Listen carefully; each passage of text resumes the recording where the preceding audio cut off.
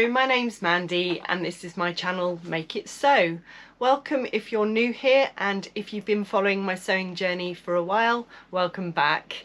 I loved reading all your comments in my last video and hopefully I did reply to all of them, so thank you so much and thank you for supporting my channel. I'm doing this video on a Thursday this week and I thought I'd call it, like you've probably seen, the Thursday thread, and I've managed to make quite a few things considering I don't have much time to sew anymore. So the first thing I'm going to talk about is I went to Lincoln to the Southern Social. I said in my last video I was going to be travelling up on the Saturday, but I was frantically cutting it out Saturday morning, and then I went to my brother's and stayed the night and had a lovely evening with him, and then a lovely sewing day in Lincoln with Emma, who runs the social. And I met a few other people who watch my channel and I've met before, and it's just lovely to catch up with them and speak to them in person. So that was really lovely. So what I made was something that I've been really wanting to make another version of for a while, and it is the Sew Over It Nomi Dress. And I made it in this long version, which what I love about this is I don't have to do any alterations. It just fits really nicely. I know jersey can be quite forgiving anyway, but it also is long enough for me. So you would have heard me say this before, I am 5'8", so I'm fairly tall, so normally I have to increase the length of patterns to fit me, but for this one I don't have to. So obviously if you are shorter than 5'8", you might find it does trip you up if you don't shorten the length. It does have a lot of gathers as well, so I'll just show you the dress, and I have got some footage of me wearing it so you can see what it looks like. But you have the gathers at the waist, and then you also have a ruffle at the bottom that has gathers, so it does take a little bit of time. I managed to sew up everything up to the point of the gathering, so I had to bring that home with me. But I do 3 rows of different colour thread so I can see where I've done it, so afterwards I do pull all the gathering stitches out, and it's a lot easier to see it in a bright red that I use compared to if I'd done it in black, because my eyes, when I'm tired, I just cannot see very well. So I really love this. It is so comfortable, and I used my Maraflex again so I didn't have to take my overlocker with me, and I just think it's a lovely dress that I can wear even this time of year because it's nice and floaty, and I just love it. So that was my first make. The next one I had a little bit of a disaster with, and the pattern was something I've made a couple of times, and it's the Sew Over It Marni cardigan, and I do the shorter length, which is still quite long. And I had this lovely grey ponte from Legend Textiles. I've got quite a few pontes from them, and it is just really lovely and soft, and I love working with it. It's just such a nice fabric to sew with.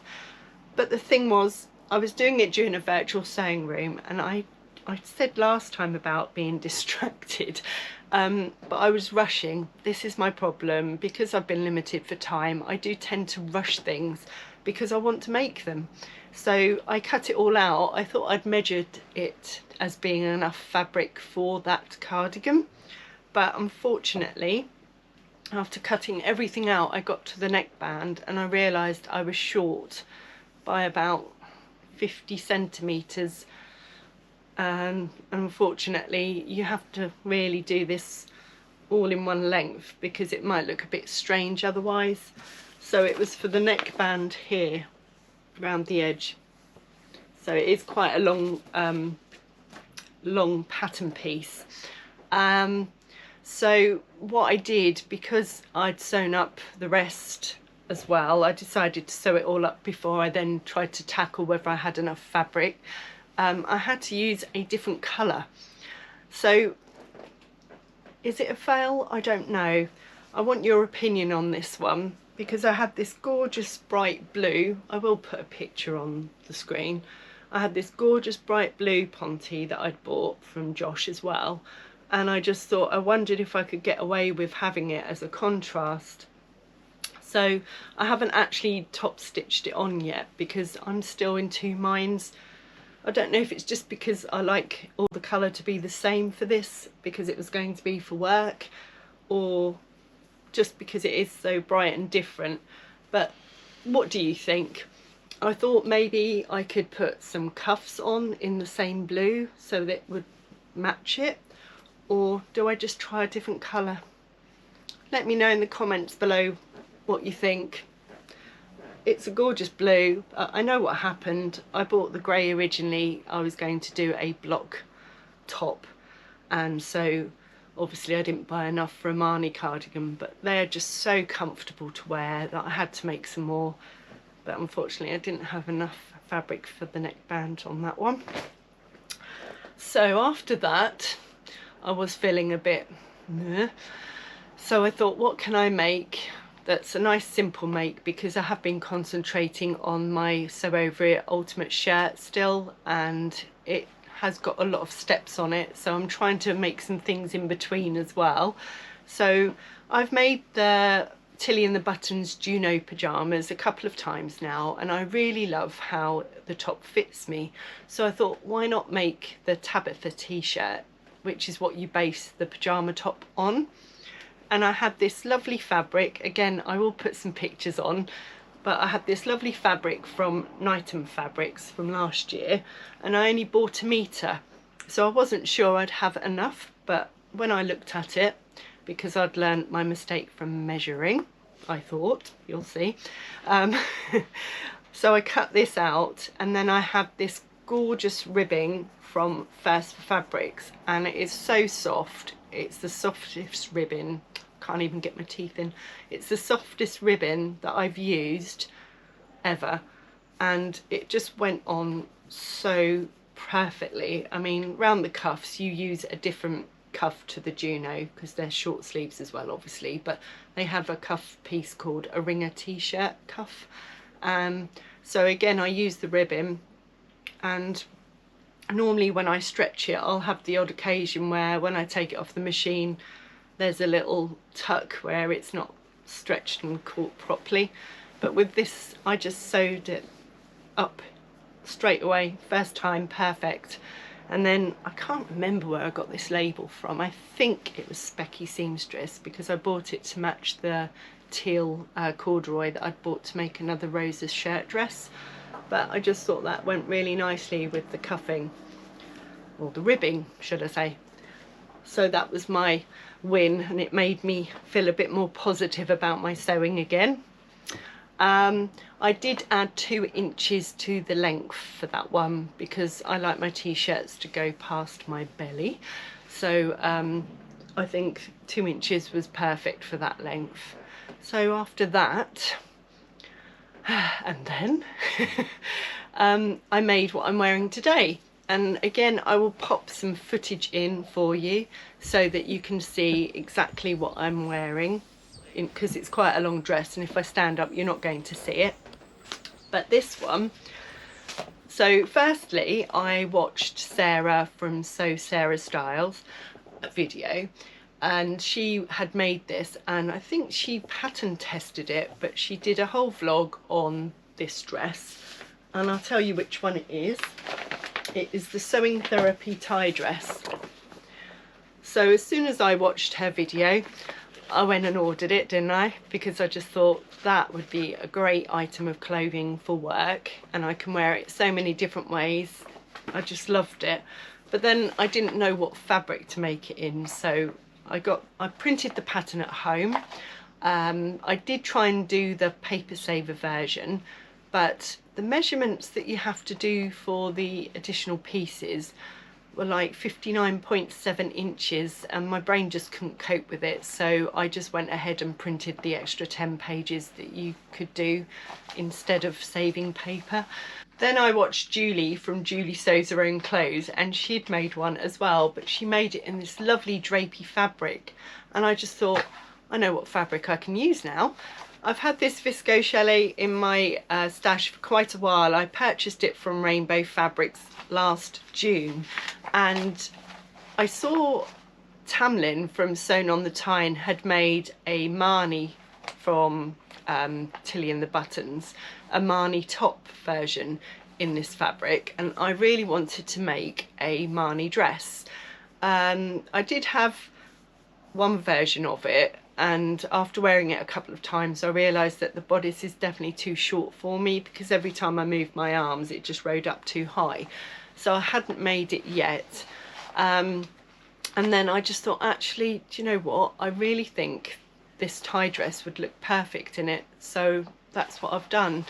I sized it down to a size 14, but I've worn this today and I do feel like I could actually get away with a size 12 on the top, because it does unfortunately keep slipping and showing my bra strap.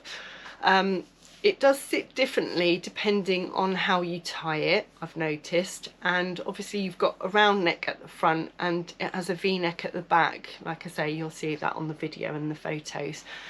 So it might just be that it will sit differently and I can't adapt it to a 12, but I think I could, because there is quite a lot of extra fabric.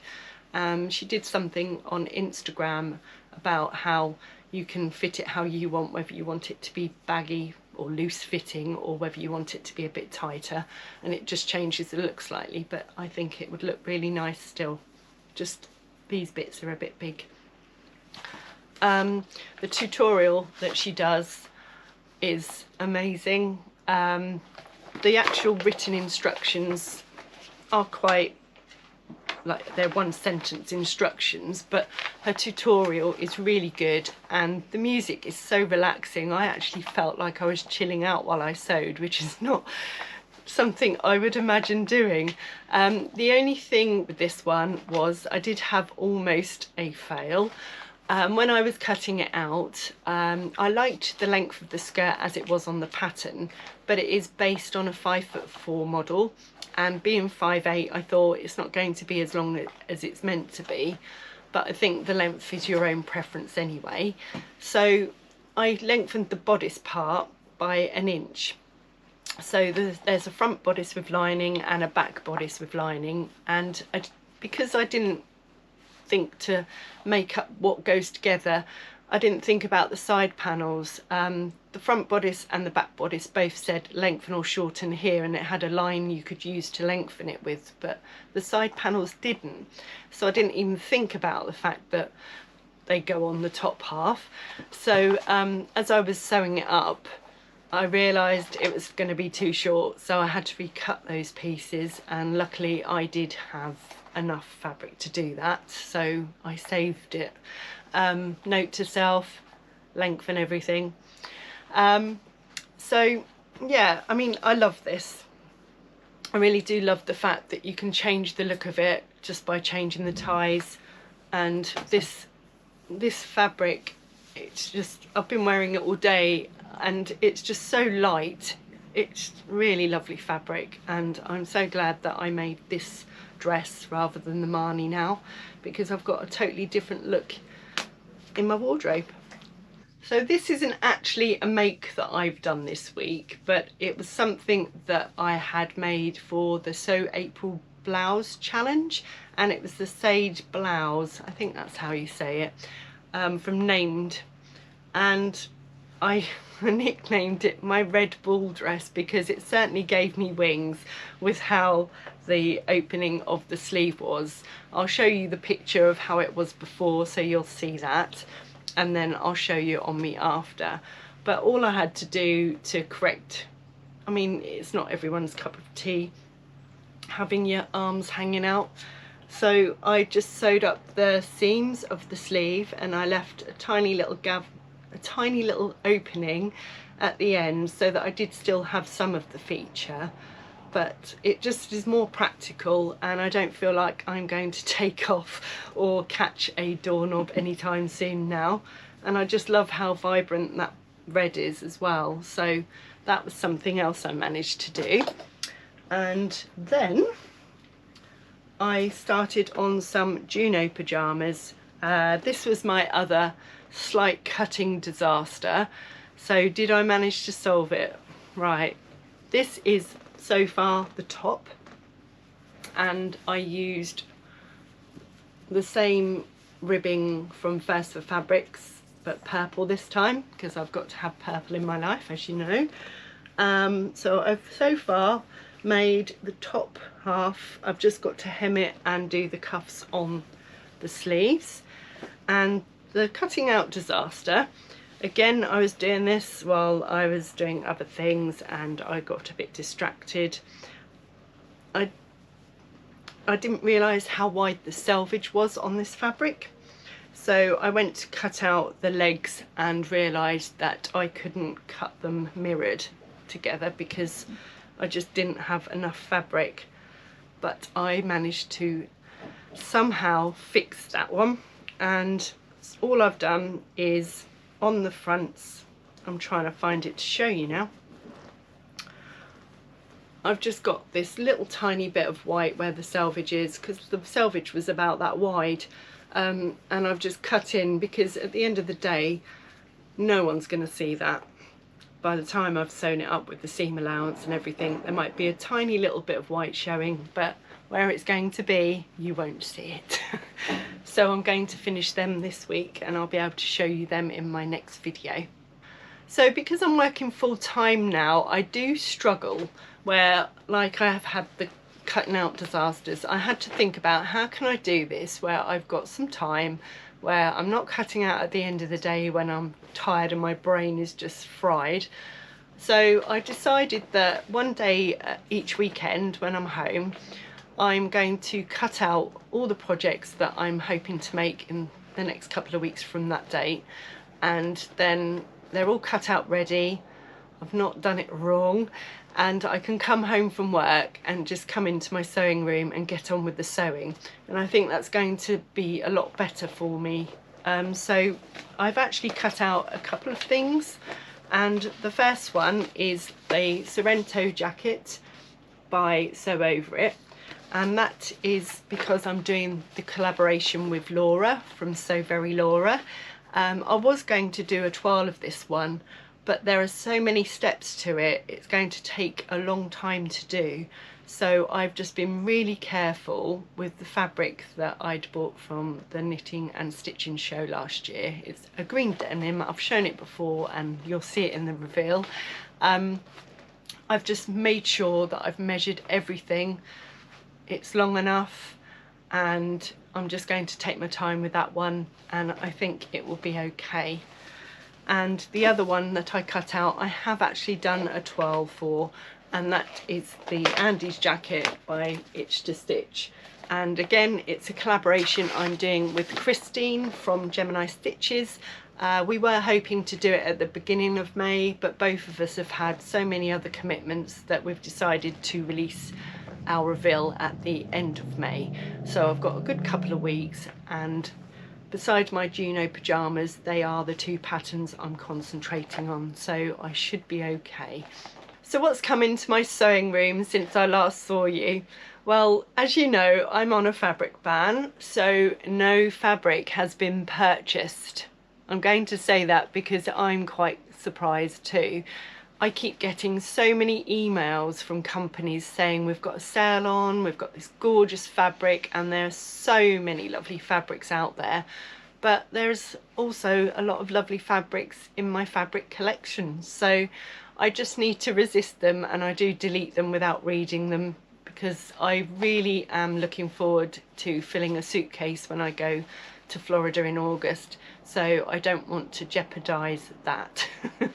But I have been purchasing patterns. I've printed off a load of patterns which I'm going to show you, so I haven't strictly not bought anything. But the first thing I wanted to show you was the labels I got from the Specky seamstress, because I do a subscription, and she had these gorgeous little dinosaur labels this time, and please look after me. So I will be adding them to my lovely tin of ever-growing labels. And then when I went to the Southern Social, there was a freebie table, and I'm hoping you'll see why I found this one on there.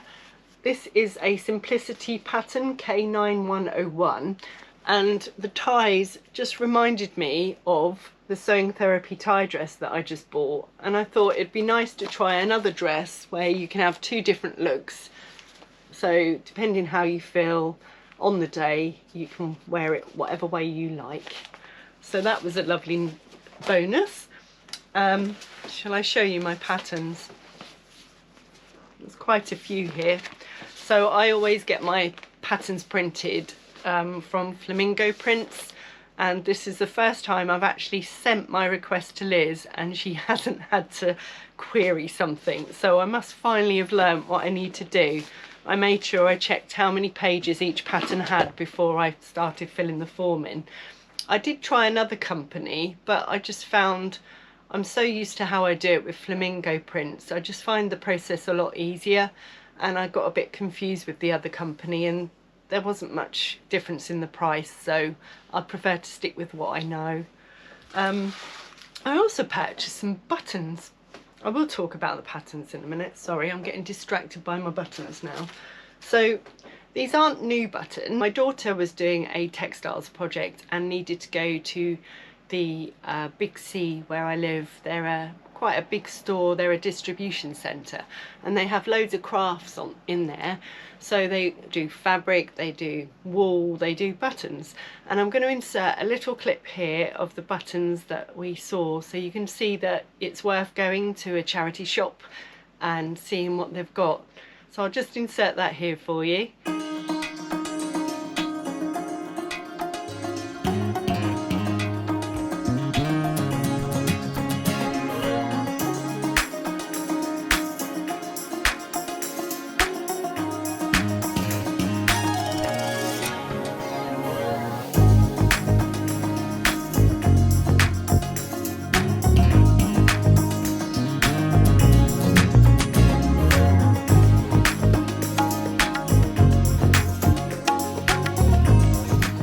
So what did I manage to find? Well, I needed some buttons for my ultimate shirt, so I found these gorgeous red buttons, and hopefully you'll be able to see them on the camera, but they've got a little square shape in the middle and they just are lovely and shiny. I think they do go because they're red, slightly different colour to the red there, but I think they'll look really nice. And I also got these ones because they reminded me of the two-tone buttons that I'd had from Hobbycraft for my Rosa shirt dress, and because they've got purple in, of course, they had to come home with me. And then these ones are a bluey colour, they're slightly bigger buttons. Haven't got a clue what I'm going to use them for, but I just really like them, and they just change colour in the light, which is really pretty. And then just some plain teal coloured ones, because I do have lots of teal fabrics to use. And all of those, I think most of the packets had 10 in them, cost me 60p. So, you know, it's worth going in there just to see what's on offer. So the patterns I bought, are you ready for this? Some of these patterns I've had downloaded for a very long time, so I actually did a cull of my computer when it said the memory was full and had a look and found them. So I thought I need to get them printed off, because some of the patterns I keep seeing on other videos and thinking I really want to make that, and then when I find I've got the pattern, there's nothing stopping me really. So the first one I got was the True Bias Nova jumpsuit, and I like this because I think this would be another lovely jumpsuit. As you know, I've made several Sirocco jumpsuits for work, this one, and it just looks a nice flattering pattern, so I got that. I keep seeing other vloggers making the Fringe dress, and I did see the lovely Rachael from TheFrenchSeams at the Stitch Festival, not the Knitting and Stitching show, the Stitch Festival. She looks so gorgeous in her version, and SewVeryLaura's got quite a few that she's made, so I just couldn't resist getting that. I bought another cardigan pattern so that I'm not just making Marni cardigans, and I bought the Waves and Wild Sorrento cardigan. So I'm going to make a few of those for work. I also purchased my handmade wardrobe, cozy jersey, tunic and dress, and that was because Sam from SewVeryLaura showed a make with this pattern and she had a discount going for a while, so I ordered that. It was only about £4 I think in the end, so that was really good. Again, that's something I think I could wear for work. Love Notions, I've got several patterns from them and they had a 40% sale on, and I've been waiting for the Largo cargos, hoping that they might feature on their $5 Friday sales, but obviously I don't think they would, so I only paid about £7 I think for it in the end. But I bought that, and then I also bought the Lotus top because I just like the detail on the front, and I like to have something that's like a t-shirt, a bit like I do with my hoodies, but it's got something special about it. I have to read this off because I did get quite a few printed at once that I'd bought and found. I couldn't believe I hadn't got done already. The So Love Patterns Whitcomb top, again, I thought that would be a nice one for work. And then the latest pattern I bought, and yes, I think I've now got a pattern addiction rather than a fabric addiction, was from Named. It's just been released in the last week, and I saw a video on Instagram of the Silmu shirt and dress. I think that's how you pronounce it, I'm sorry if it's not. But I just thought this was lovely. I already had the Rita shirt dress that they did, but the cord put me off making it and I didn't have anything suitable for it. So this one, I think, because it doesn't have the cord and it's just a flattering shape, Named do their patterns for 5'8" models, so again I'm hoping I don't need to do many adjustments for that. And I just think that would be another one where I could either wear it for work or use a slightly different fabric and wear it for going out. So that was my purchases. The printing, obviously,